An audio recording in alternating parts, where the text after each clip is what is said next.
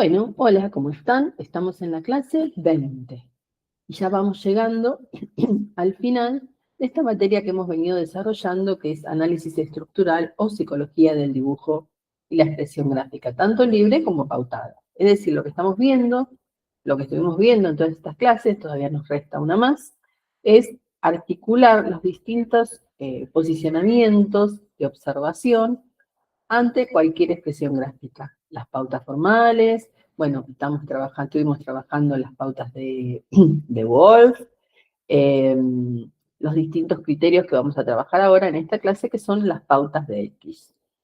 Las pautas de X aportan, como todo marco teórico, siempre un ingrediente más para la observación. Paula X, en la década del 60, presenta estas pautas que ella las llama criterios A y B, y en base como a principios de observación, ¿m?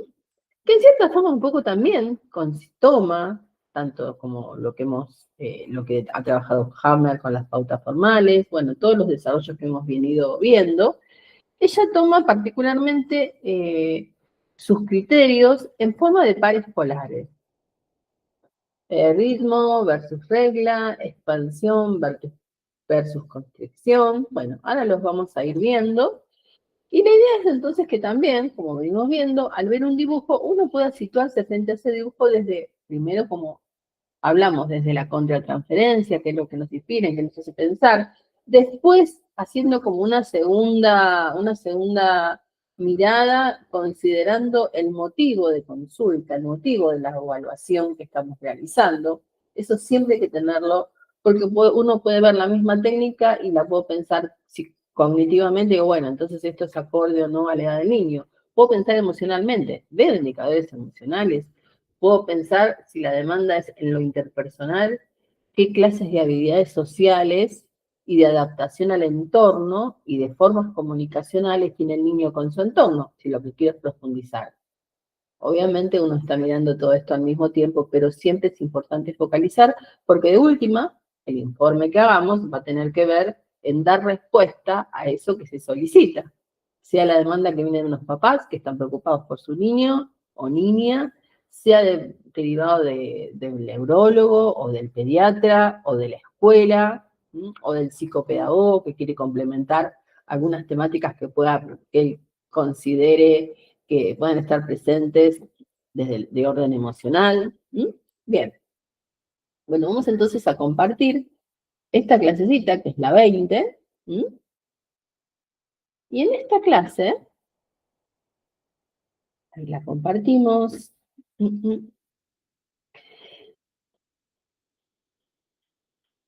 podemos ver lo siguiente. En principio, ¿qué es lo que Paula X quiere marcar como criterio de observación? Este es un estudio que ella hizo en esa década del 60, de 2.200 dibujos, por ahí seguramente han sido más también, ¿no? Y cuyo objetivo principal es poder ver cuál es el estado yoico del niño, ¿no? En su nivel de desarrollo, en sus problemáticas emocionales. Piensen que el yo, como instancia psicológica, es la que media con la realidad externa, si tomamos las servidumbres del yo, con el super yo y con, obviamente, las demandas pulsionales del ello.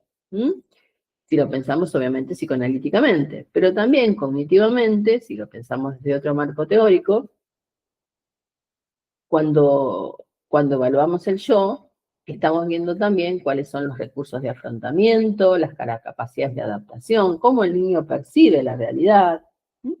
Bien, piensen que criterio de realidad, capacidad discriminatoria, que es la prueba de realidad, el juicio de realidad, la lógica con la que se piensa en la realidad, la autoimagen corporal, el autoconcepto, los mecanismos de defensa, todo eso forma parte de las funciones del yo. Bien, entonces, el estado yoico del niño, fijaciones en etapas previas al desarrollo psicosexual, oral, anal, uretral, fálico-genital. Recordemos un poco también, ¿no es cierto?, que esto lo hemos desarrollado particularmente en el test del garabato, cuando trabajamos los estilos del garabato, sádico-anal, depresivo, de formación reactiva, de represión, de sublimación. y aspectos conflictivos que puedan verse. Bien. Entonces, el origen, digamos, de estos criterios son ese sistema de análisis que Paula X hace, basado en esto, digamos, en oposiciones expresivas. A ella le gusta pensarlo como pares polares. ¿Mm? Y el balance que hay entre las dos líneas. Por ejemplo, miren, si yo, si yo realizo un dibujo, ¿sí?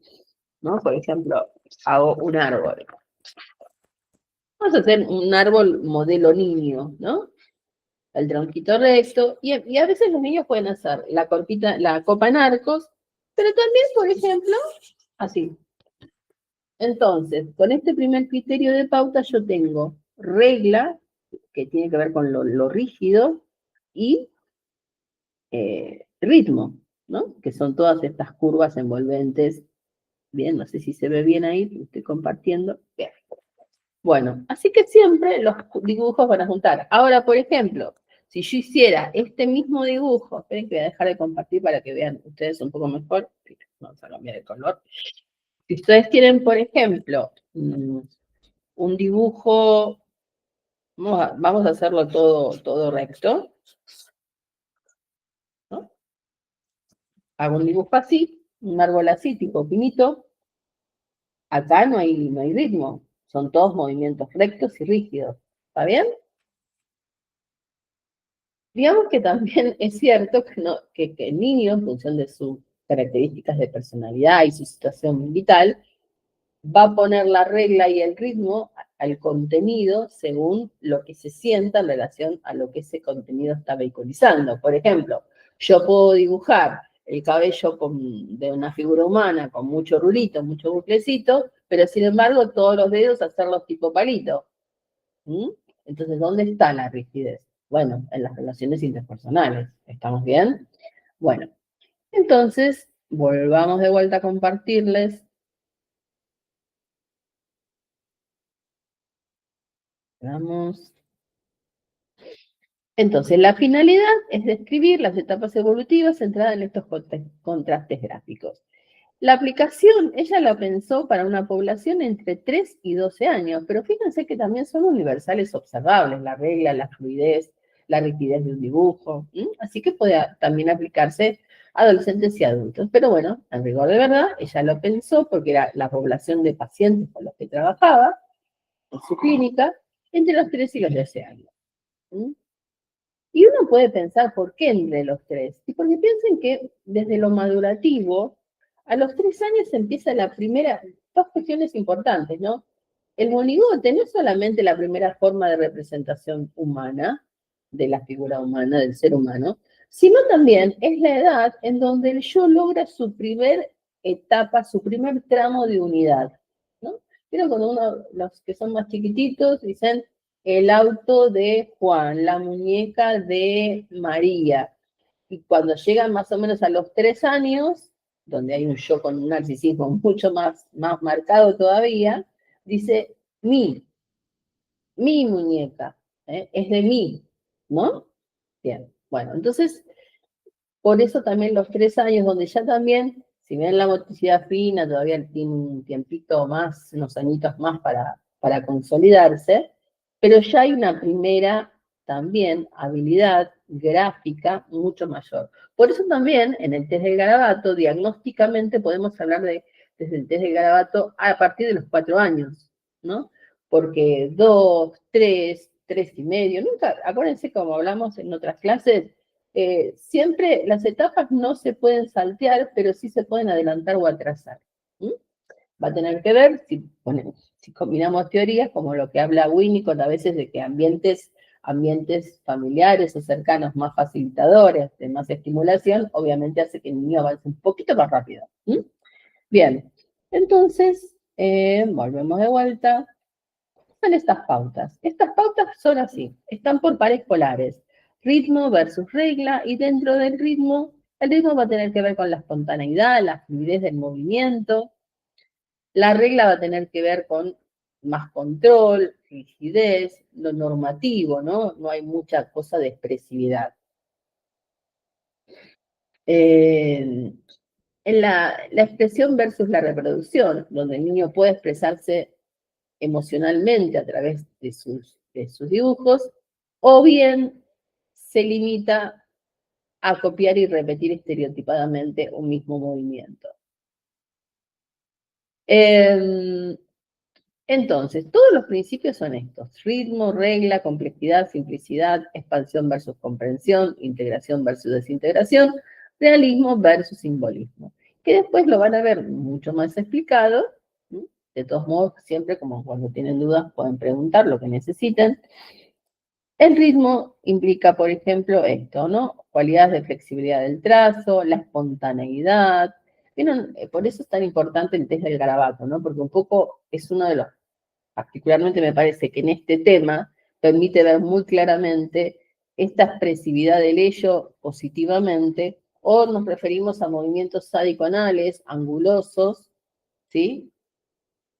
Que nos llevan al otro extremo. Entonces, el ritmo se puede ver a través de las cualidades del trazo, pero también a través de la armónica distribución en la hoja, ¿no? Como que hay proporciones, no hay un dibujo que se desborde, por ejemplo. La regla es el otro extremo del ritmo, ¿sí? Y tiene que ver con la rigidez. El trazo parece hecho con regla. De hecho, hay niños que piden, puede usar la regla, y a veces uno no le da, no le dice que no, pero entonces agarra otro lápiz o cualquier elemento que le parezca que le sirva de regla. Y la inercia que aparece en los borronados, el trazo sucio, desprolijo, a veces hasta la hoja, a veces hacen tanta presión o a veces rompen la hoja, ¿no? Del mismo, porque no les gustó su dibujo y hacen un bollito. Bien. El otro principio, entonces, ¿qué nos permite inferir el ritmo? Bueno, obviamente que hay un estado más equilibrado, porque la personalidad fluye, ¿no? Recordemos que la hoja en blanco es el medio ambiente y el cómo uno va dibujando, niño o adulto o adolescente, es cómo va fluyendo en esa hoja, cómo se va instalando, qué grado de ocupación hace. Aspectos del yo, porque ella se centra en los criterios para hacer un examen del yo, por decirlo de una manera. El predominio del ritmo denotará un yo más flexible y mejor integrado y una capacidad expresiva del niño más positivo. La hipótesis diagnóstica hablaría de defensas más sanas. ¿Qué pasa con la regla? La presencia de aspectos gráficos ligados a la regla nos va a dar cuenta de un yo más defensivo, probablemente con más dificultad para expresar las emociones. Esto es muy común, fíjense que si lo piensan, en muchos niños que hacen figuras palotes. Uno le dice dibuja a una persona y hace cabecita, pic, pic, rayitas, palotes. O el test de la familia totalmente en palotes. Bueno, eso ya nos está hablando, por ejemplo, de regla. Bien.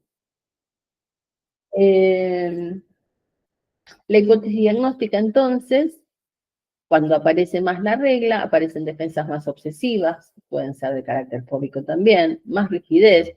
Por lo tanto, también van a ser niños que se les dificulte un poco más adaptarse a los cambios, ¿no? Como que son muy estructurados.